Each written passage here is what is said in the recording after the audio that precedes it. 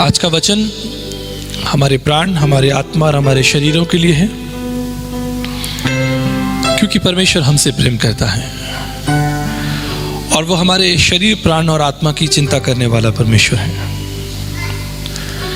अगर आप बड़े ध्यान से देखें तो आप देखेंगे कि जब परमेश्वर ने संसार को बनाया तो पहले संसार को बनाया और उसके बाद मनुष्य को बनाया, ताकि इससे पहले कि मनुष्य की सृष्टि की जाए, मनुष्य की सब आवश्यकताओं की सृष्टि की जाए।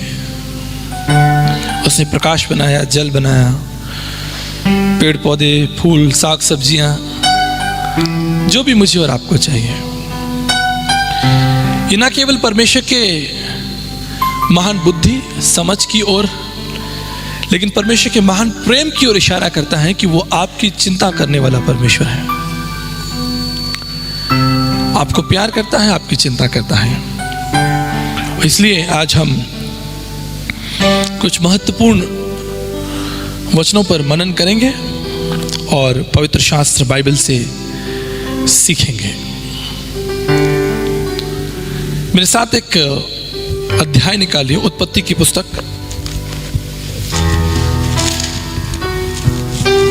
और उसका पहला अध्याय और 26 पद। यह लिखा है कि परमेश्वर ने कहा कि हम मनुष्य को अपनी समानता में बनाएंगे।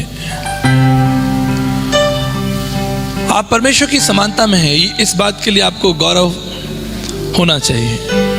इस संसार में कोई भी ऐसी चीज नहीं जो परमेश्वर की समानता में है सिवाय मनुष्य के। एक बार मैं अपने पत्नी के साथ मेरी बेटी के स्कूल के कार्यक्रम में गया और वहां पर मंच पर मेरी जो बच्ची है, आर्निका, बड़ी बेटी है, अभी वो 13 साल की है। उस समय वो 7 साल की थी और एक मंच पर उसका एक कार्यक्रम था, उसका एक प्रतियोगिता थी, डांस प्रोग्राम था। तो जैसे आप सब पीछे बैठे हैं, इतनी दूर मैं पीछे बैठा था और स्टेज के ऊपर 5-6 बच्चे एक साथ नृत्य कर रहे थे, डांस कर रहे थे और उतनी दूरी से पहचानना मुश्किल हो रहा था कि इसमें आर्निका कौन सी, क्योंकि सबने एक जैसे कपड़े पहने हुए थे।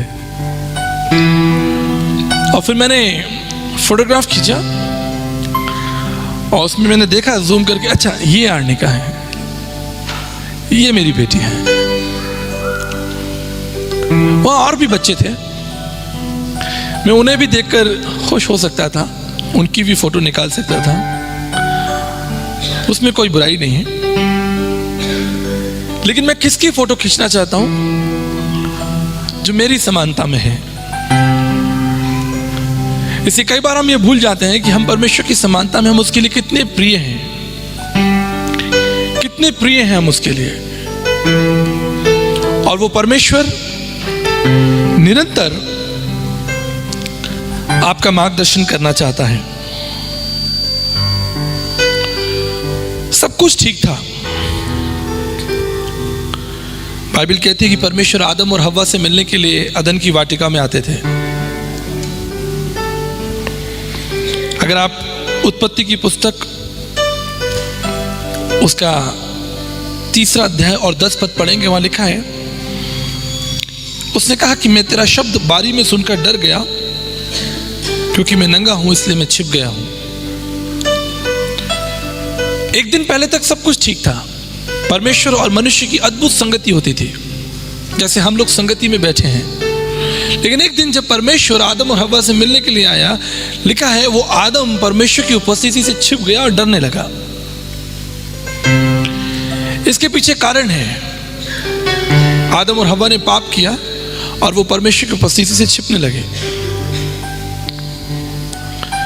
न केवल इतना, लेकिन अगर आप 24 पद पढ़ेंगे तो वहां लिखा है, और इसलिए परमेश्वर ने आदम को निकाल दिया। जिस परमेश्वर ने प्रेम किया, चिंता की, जिसने मनुष्य को बनाने से पहले उसकी सारी आवश्यकताओं को बनाया, अपनी समानता उसे दी, उससे प्रेम किया, बाइबल कहती है कि एक दिन परमेश्वर ने उसको अदन की वाटिका से अर्थात अपनी उपस्थिति से निकाल दिया। ठीक इसी तरह एक दिन मेरी छोटी बेटी जिसका नाम आरविका है, वो किसी बात पर झगड़ा कर रही थी। तो मैंने उससे कहा कि अगर तुम मेरी बात नहीं मानोगे तो मैं तुम्हें घर से निकाल दूंगा।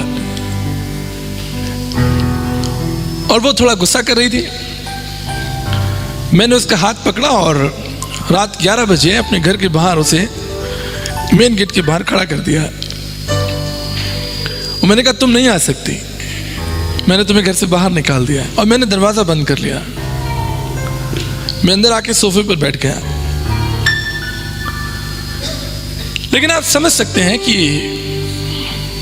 एक और मैं नाराज हूं क्योंकि मैं पिता हूं और मैं अपने बच्चों को, अपने संतानों को सही मार्ग पर चलाना चाहता हूं। मैं चाहता हूं कि वो मेरी आज्ञा में रहें, मेरी सुरक्षा में रहें, मेरी बातों में उनके लिए जीवन है, शांति है, संपूर्णता है। लेकिन दूसरी तरफ एक क्रोध है, प्रेम भी है, क्रोध भी है। वो लगभग 5 मिनट बाहर खड़ी रही, रोती रही। लेकिन उसके बाद मैंने दरवाजा खोला और मैंने उसे अपने घर में बुलाया, उसे गले लगाया और लगभग 1 घंटा उससे बातचीत की और उससे प्रेम किया। ये कहानी यहां खत्म हो सकती थी। परमेश्वर ने सृष्टि की, मनुष्य को बनाया, उससे प्रेम किया। फिर एक दिन परमेश्वर को गुस्सा आया क्योंकि पाप किया और परमेश्वर ने उसे अदन की वाटिका से निकाल दिया। ये बाइबल यहां खत्म हो सकती थी, ये अध्याय यहां खत्म हो सकता था। लेकिन जैसे जैसे आप आगे पढ़ेंगे आप देखेंगे कि वो परमेश्वर किस तरह से बार बार उस मनुष्य की चिंता करता है और उसके पीछे आता है। ये परमेश्वर का स्वभाव है। किसी ने कहा कि मनुष्य परमेश्वर के बगैर नहीं रह सकता। लेकिन आज की सुबह मैं आपको बताना चाहता हूं कि अगर मनुष्य परमेश्वर के बगैर नहीं रह सकता तो परमेश्वर भी मनुष्य के बगैर नहीं रह सकता। ये एक सच्चाई है। और इसलिए जब आप बाइबल के अध्यायों को आगे पढ़ते रहते हैं आप देखते हैं कि वो परमेश्वर, जब हमने बार बार पाप किया, बार बार परमेश्वर को धोखा दिया, बार बार वो परमेश्वर हमारे पीछे आया, बार बार उसने हमारे साथ संगति की।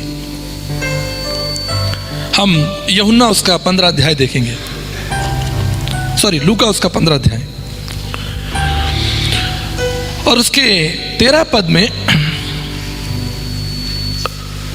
लिखा है कि बहुत दिन ना बीते थे कि छोटा पुत्र सब कुछ इकट्ठा करके दूर देश चला गया और वहां कुकर में अपनी संपत्ति को उड़ा दिया। आज भी प्रत्येक दिन मैं और आप बहुत सी बुराइयों को, पापों को करके परमेश्वर के साथ उस रिश्ते में बाधा डालते हैं। लेकिन क्या वो परमेश्वर हमें छोड़ देता है? क्या वो परमेश्वर हमें भूल जाता है? Thanks for watching. Please subscribe.